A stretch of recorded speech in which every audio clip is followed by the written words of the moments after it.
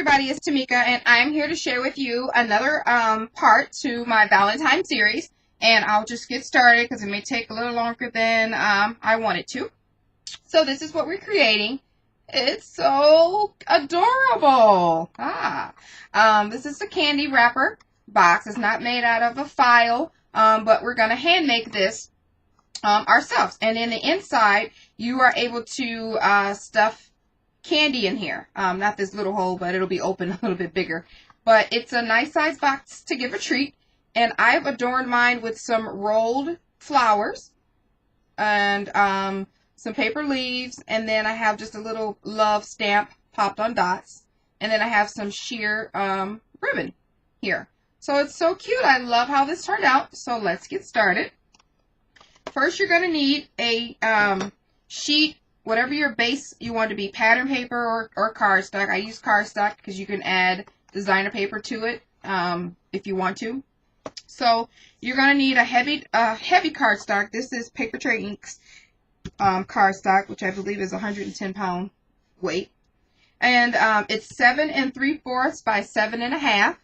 And then your designer paper, if you chose to go with a solid color, is going to be cut out at 7 1/2 by 4 1/4. Okay, so you're going to take your piece, your 7 3/4 by 7 1/2, and on the 7 3/4 side, you're going to score at 1 3/4, flip it, and then 1 3/4 again. I'm going to do it twice just because I want to make sure that they get a good score. And on the 7 1/2 inch side, you're going to score at 1 1/2, 3 1/2, 5, and 7. All right, we're going to put this away. Now you just want to make sure you just fold all your score lines on both or all sides rather. Okay, now you want to take your pattern paper and you want to apply either double-sided tape or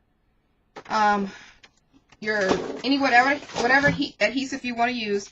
And since I'm not keeping this, I'm only doing this for video purposes, I'm just going to use my ATG.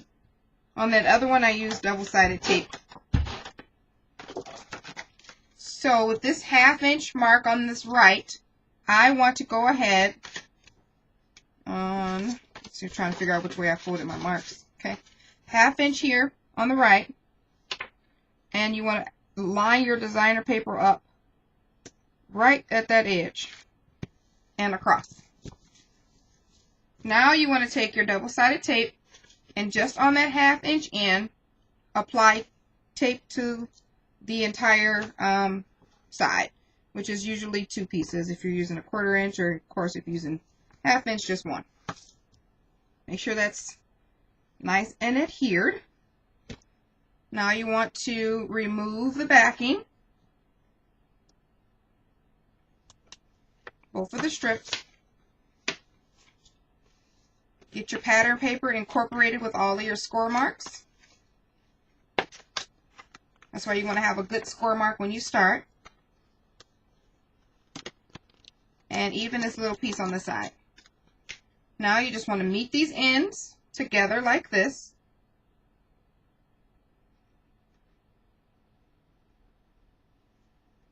Just like so. And adhere it tightly. And pinch it together and adhere it. So you should have this nice little box. Okay. Now you want to flatten your box. And I'm just going to score these so they're nice and crisp. Again. So you want to flatten your box. And we need to measure. This was, it's not difficult at all, but it's the most time consuming. So I will show you. And then I'll stop the video and come back when it's finished for this part.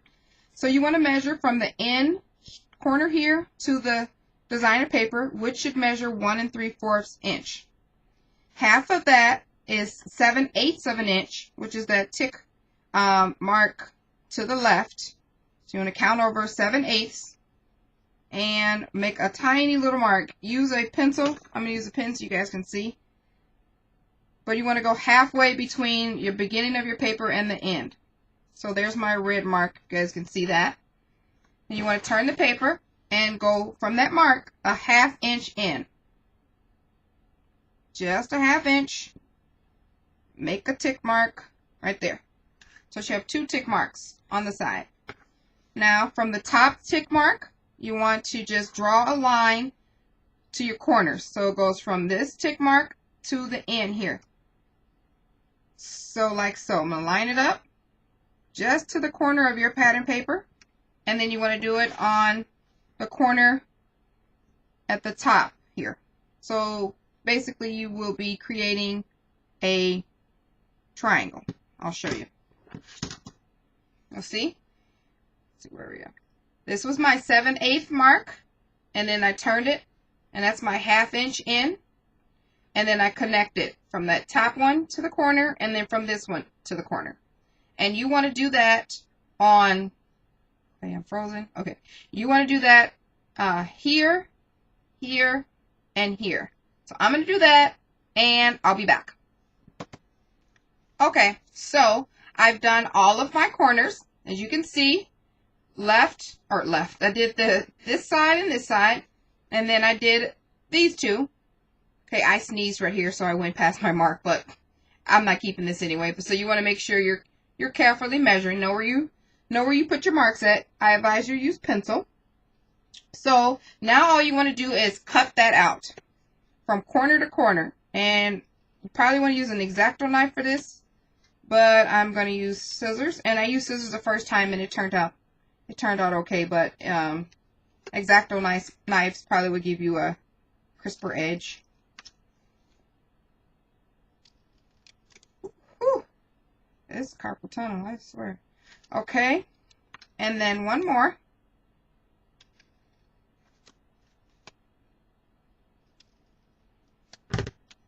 So this is what you should have. Okay, so we're gonna repeat that on the opposite side. But here's how we do it. So it's flat here.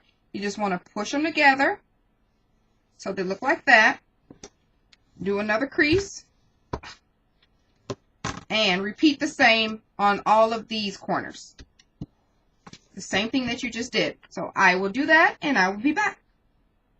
Okay, I've done all of that. So now I'm just going to again cut my corners out with my scissors. And the last one here.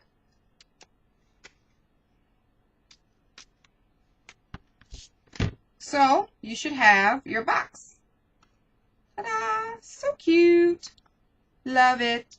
So now what you want to do is move on some of this stuff.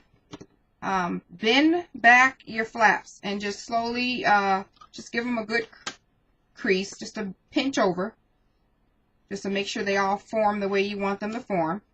And like here, if you didn't get all your corners right all the way, just take your scissors. If you didn't get a chance to cut all the way through, snip them off. No harm done. Okay, so so fold your corners back. And then you just want to, these, where they meet in the middle, just gently bend them back, just a smidgen, just so they can go in when you're ready to tie your ribbon a little bit easier. So now you have it. It's like this.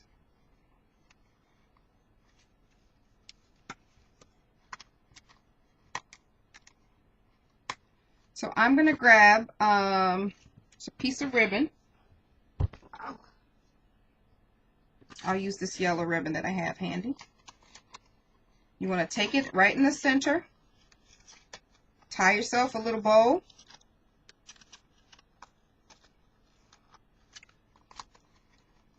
Make sure you get it nice and straight. You'll have to go back probably and fix your flappy ends, but we're okay with that.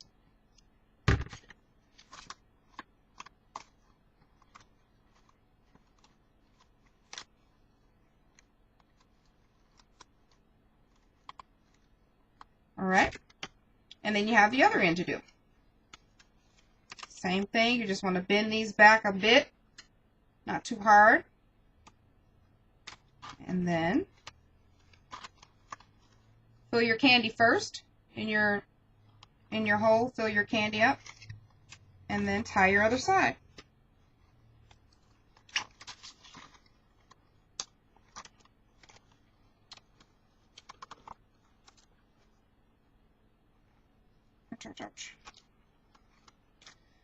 So, there's your end of your box. There you have it. And you can decorate as necessary. See?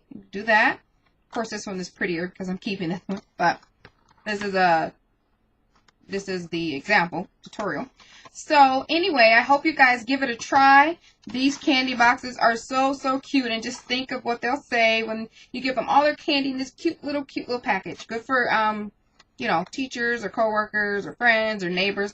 And it doesn't have to end in candy. I mean, it's Valentine's. You guys know you can use these ideas for anything. So I really liked doing this. So anyway, leave a comment. Let me know what you think. I hope you guys are at least learning a little bit or either enjoying the series. Thanks, guys. Have a good day. Bye.